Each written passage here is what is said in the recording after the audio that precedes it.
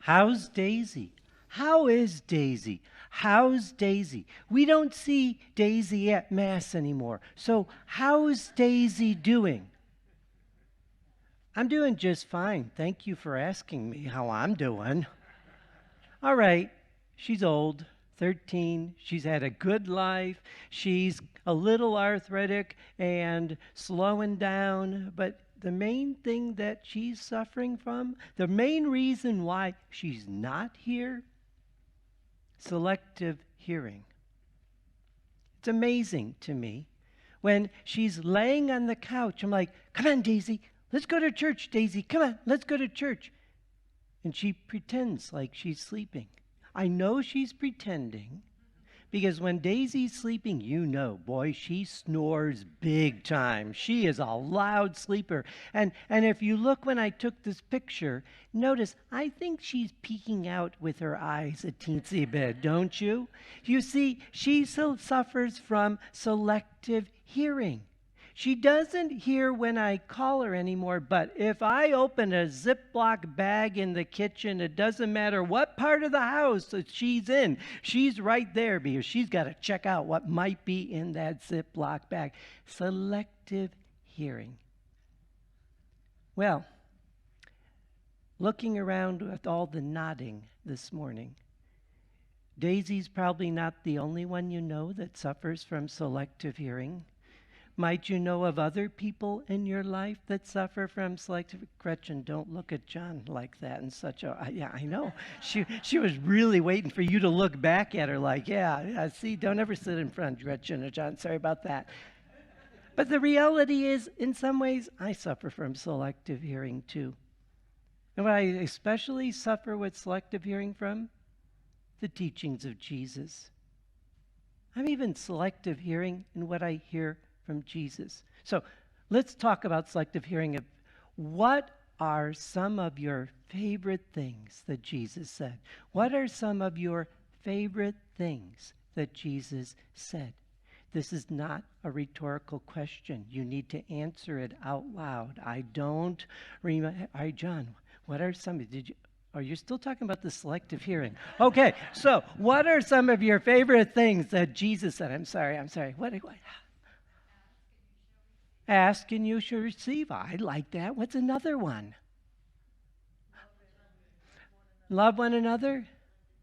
Love the children. I mean, come on. We all know him. You know, the Lord is my shepherd.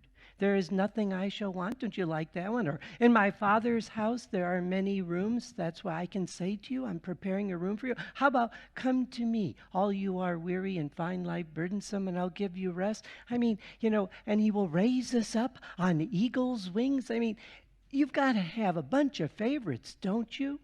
So just think, what are some of your favorite things that Jesus said? Now, what hard teachings of Jesus do you struggle with? What hard teachings of Jesus do you struggle with? Ideas? Forgive those? Okay. Oh, love my enemies. Boy, I can really relate to you on that one. Love my enemies. Yeah, you look at, Jesus has said some difficult things. You see, the ones I struggle with are the ones that come with like a condition. So we all know the Lord's Prayer, right? So we love what Jesus says about forgive us our trespasses. But then he throws in a condition, as we forgive those who trespass against us. Wait a minute. Did he just add I love selectively hearing the first part. Yes, thank you for forgiving me, Lord. But what's this whole as I forgive others who trespass against me? I mean, we had one of those in our Gospel of John today, chapter 13, verse 35. Jesus says, this is how all will know that you are my disciples, if you have love for one another. There's that condition. This is how all will know that you are my disciples, if you have love for one another.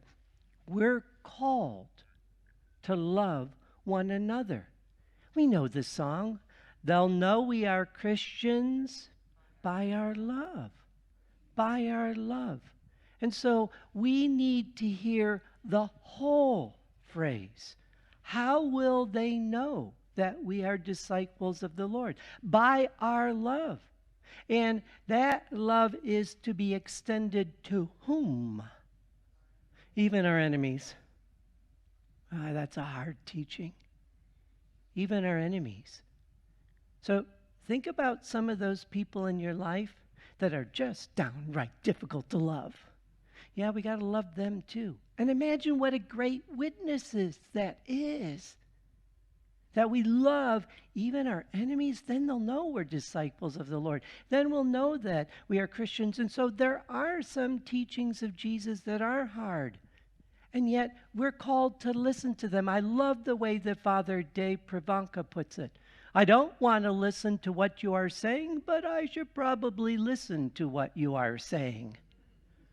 I don't want to listen to what you are saying, but I should probably listen to what you are saying. That's why we're a church of the lectionary. I didn't get to pick the readings for today. And what I like in that is that throughout the year, they include the teachings of Jesus that are our favorites, and they include the hard teachings, because we need to listen to everything that Jesus is saying. So let us strive to be very careful in our selective hearing of Jesus Christ, that we hear everything he teaches, those things we like and those hard things. And then, who knows, if we strive in overcoming that selective hearing with Jesus, maybe we'll do better in our marriages and relationships too.